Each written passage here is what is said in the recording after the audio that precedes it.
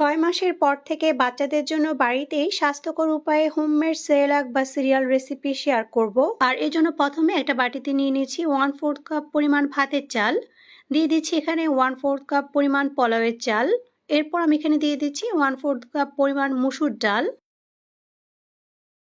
আর দিয়ে দিচ্ছি 1/4 কাপ পরিমাণ মুগ ডাল। এরপর আমি এখানে চীনাবাদাম ও কাঠবাদাম মিলিয়ে নিয়েছি 1/4 কাপ পরিমাণ। তবে আপনারা চাইলে এখানে যে কোনো একটি বাদামও ব্যবহার করতে পারবেন।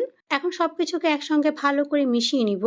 আর মিশানো হয়ে গেলে আমি এটাকে পানি দিয়ে কয়েকবার ভালো করে পরিষ্কার করে ধুয়ে নিব। চাল আর ডালটাকে ভালো করে ধুয়ে পরিষ্কার করে নেওয়ার পর এখন আমি এগুলোকে একটা স্ট্রেনারে রেখে দিয়েছি যাতে করে অতিরিক্ত পানিটা ঝরে যায়। চাল ও ডালের অতিরিক্ত পানিটা ঝরে যাওয়ার পর এখন একটা ট্রের উপরে আমি একটা পরিষ্কার কিচেন টাওয়াল বিছিয়ে নিয়ে এর উপরে আমি পানি ঝরিয়ে রাখা চাল আর ডালটাকে ছড়িয়ে দিচ্ছি। আর এগুলোকে আমি রোদে শুকিয়ে নিব একদিনের মতো। আপনাদের কাছে যদি রোদের সুব্যবস্থা না থাকে তাহলে কিন্তু চাইলে আপনারা এগুলোকে ফ্যানের বাতাসের নিচে দিয়েও শুকিয়ে নিতে পারবেন। এরপর চাল আর ডালটা শুকিয়ে যাওয়ার পর আমি এখন চুলায় প্যানের মধ্যে এগুলোকে দিয়ে দিচ্ছি। আর চুলার আঁচটাকে কমিয়ে আমি এগুলোকে 3 থেকে 4 মিনিটের মতো ভেজে নিব।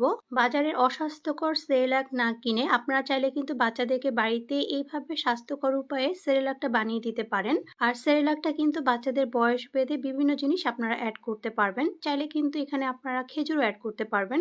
তবে সবকিছুকে একসাথে না দিয়ে ধাপে ধাপে কিন্তু বাচ্চাদের বয়স অনুযায়ী আপনারা সব রকমের খাবার অ্যাড করতে পারবেন। চাল ডালটা ভাজা হয়ে গেলে এখন এগুলোকে চুলা থেকে নামিয়ে আমি একটা ট্রের মধ্যে ছড়িয়ে দিয়েছি যাতে করে এগুলো ঠান্ডা হয়ে যায়। আর ঠান্ডা হয়ে যাওয়ার পর এখন এগুলোকে আমি গ্রাইন্ডারে গুঁড়া করে নিব। আপনারা চাইলে কিন্তু শিলপাটাকে পরিষ্কার করে শুকিয়ে নিয়ে তারপর সেখানেও কিন্তু এগুলোকে গুঁড়া করে নিতে পারবেন। চাল ডালটা চাইলে আপনি একটু আধা ভাঙা করেও নিতে পারেন, আবার চাইলে একটু মিহি করে গুঁড়া করে নিতে পারেন। আপনার বাচ্চা যেরকম খেতে পছন্দ করে ঠিক সেই রকম ভাবে আপনি তৈরি করে নিতে পারবেন। বাচ্চাদেরকে একেবারে বেশি খাবার না দিয়ে চেষ্টা করবেন তাদেরকে বারে বারে অল্প পরিমাণে খাওয়ানোর জন্য। এতে করে বাচ্চাদের খাওয়ার প্রতি আগ্রহ বাড়বে। তৈরি হয়ে গেল বাড়িতেই স্বাস্থ্যকর উপায়ে হোমমেড সেরেলাক। আর সেরেলাকটাকে এখন আমি ঠান্ডা করে কোটায় ভরে রেখে দিব। আর এটা 15 দিনের মতো বাহিরে থাকলে ভালো থাকবে, আর ফ্রিজে রেখে দিলে প্রায় অনেকদিন পর্যন্ত ভালো থাকবে। এখন সেরেলাকটাকে কিভাবে রান্না করে নেবেন সেটা দেখিয়ে দিয়েছি। বাচ্চা যতটুকু খাবে ঠিক ততটুকু পরিমাণে নেবেন।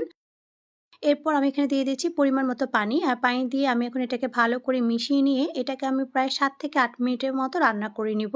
সেরেলাক বা সুজি রান্না করার সময় কখনোই কোটার দুধ চুলায় দিয়ে রান্না করবেন না, এটা অনেক বেশি ক্ষতিকর। দুধটা পরে সেরেলাক বা সুজিটা রান্না করে অ্যাড করে নেবেন। আর আপনারা চাইলে কিন্তু এই পর্যায়ে এখানে একটা ডিমের কুসুম অ্যাড করতে পারেন। 7 থেকে 8 মিনিট রান্না করে নেওয়ার পর সেরেলাকটা যখন ঘন হয়ে আসবে সেই পর্যায়ে আমি এটাকে চুলা থেকে নামিয়ে নিব। আপনার বাচ্চার পছন্দ অনুযায়ী আপনি সেরেলাকটাকে একটু পাতলা বা একটু ঘন রাখতে পারেন। এরপর চুলা থেকে নামিয়ে নেওয়ার পর আমি এটাকে একটু নেড়েচেড়ে ঠান্ডা করে নিব। সেরেলাক বা সুজিটা যখন একটু ঠান্ডা হয়ে আসবে সেই পর্যায়ে আমি এখানে দিয়ে দিচ্ছি ফর্মুলা মিল্ক। আপনারা চাইলে কিন্তু এখানে বুকের দুধটাও দিতে পারবেন। এরপর আমি এটাকে ভালো করে মিশিয়ে নিব।